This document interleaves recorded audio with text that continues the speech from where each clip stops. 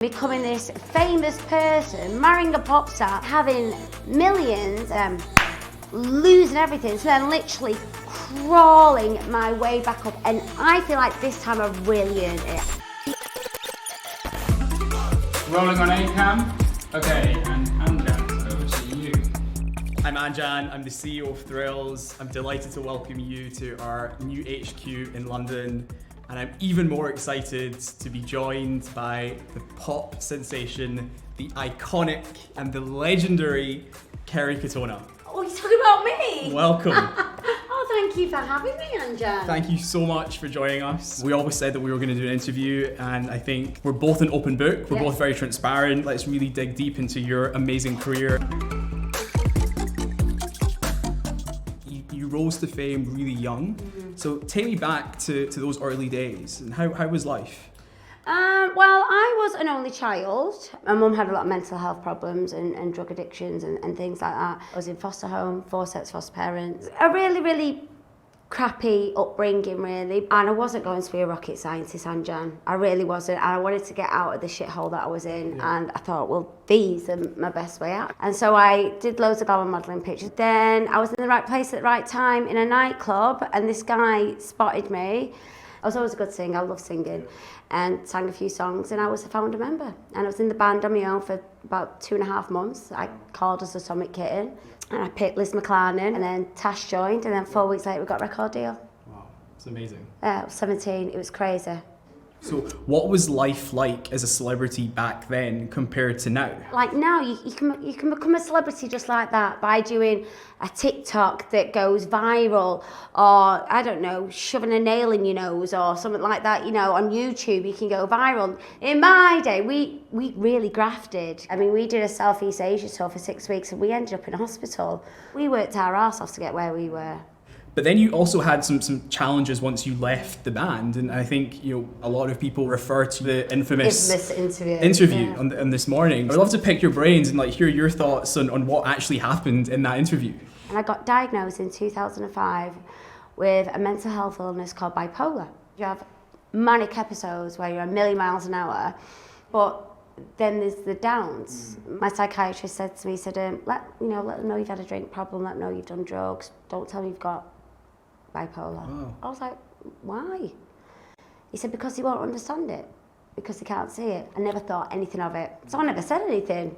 And then this is like a month after, I'm back on This Morning, promoting my reality show that I was doing. But the night before, I did Celebrity Juice, and I took my meds really late. So when I got up the next day, got ready, got in the car, got on the telly, turned it all on, sat there, didn't think anything of it.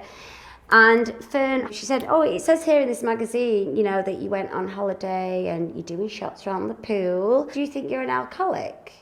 I was just, what? And Philip's like, well, your speech is slur.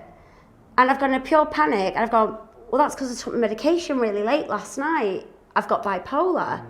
And not once did they say to me, oh, what's bipolar then? And what's the medication you're on? And I knew as soon as I got off the show, I thought, oh my God.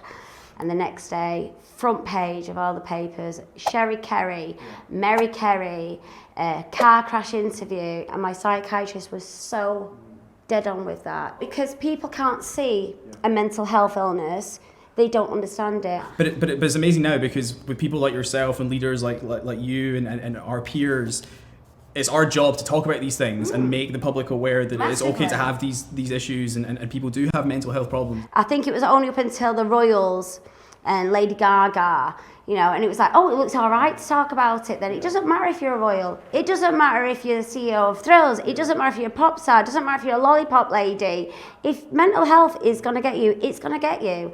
And that's it. And it's nothing to be ashamed of. So what would be your one key message to share with people that are suffering from mental health issues? Share. A problem shared is a problem halved. Absolutely. And people can go through various setbacks in life, and it's not always you go through one setback and then you recover very quickly. You had multiple setbacks in your career in a short period of time. We've gone from such a bad place, and all of a sudden becoming this famous person, marrying a pop star, to then winning the jungle, to then having millions, to then losing everything. So twice went bankrupt. So then literally crawling my way back up, and really, I feel like this time I really earned it and I really appreciate it. I didn't appreciate it first time around. What happened? You were on this amazing path. You know, you weren't very young at the time you went bankrupt. You were kind of late 20s. People think that I wasted my money by doing loads of drugs. Don't get me wrong, I did loads of drugs, but I could afford to do loads of drugs and buying cars. I could afford to buy my cars. It wasn't the fact that I lost my money, I trusted the wrong people. So I had an accountant who turned out to be a con artist, and he did it to lots of people, but I was only a celebrity. You have to own it. It's my own fault for trusting the wrong people. And you know what? It was the best thing that ever happened to me when I first went bankrupt, even though I was scared, because you know what happened? All those little hangers on, all those rats, they all just disappeared. I'm really happy to see you doing so well, and I refer to you as the comeback kids internally in our team. So Queen, comeback queen. Yeah, comeback queen. So tell me, like, how it feels to be an investor in a really fast-growing tech company in London. I'm gobsmacked that I'm actually here doing this, and having people believe in me, even though I believe in myself and know that I can do this, is the biggest compliment anybody could ever get. It all goes back to believing in yourself and being around the right people, and being with Thrillz and being around you guys has been nothing but rewarding and amazing. Not just for me, but for what I can do for our clientele and, you know, all the fans that are out there. For me, put a smile on people's faces, making them laugh, making them cry. We've been in a pandemic, and sending somebody a video of cheering them up. People don't understand what that can do for somebody's day. We know we're making a lot of people happy, so we're gonna... We've witnessed that. We've witnessed that. Exactly. What would you say to the young stars that become very famous very quickly at a really young age nowadays? And what would your advice be to them? Life goes by like that. It goes so fast. And if I was to say anything to a younger self to me, take it all in. You know, your health, your fitness, your well-being is key. By all means, enjoy your life. But there's that balance. Balance is the biggest word I can say to anybody in their life. Very wise words of wisdom there. I'm a very wise person. Very wise. I'm sure a lot of people are going to take a lot of inspiration from that. I would like to thank you so much for spending the time with us. I've really enjoyed it. I've loved getting to know you even more. And yeah, we've absolutely loved having you. Thank you.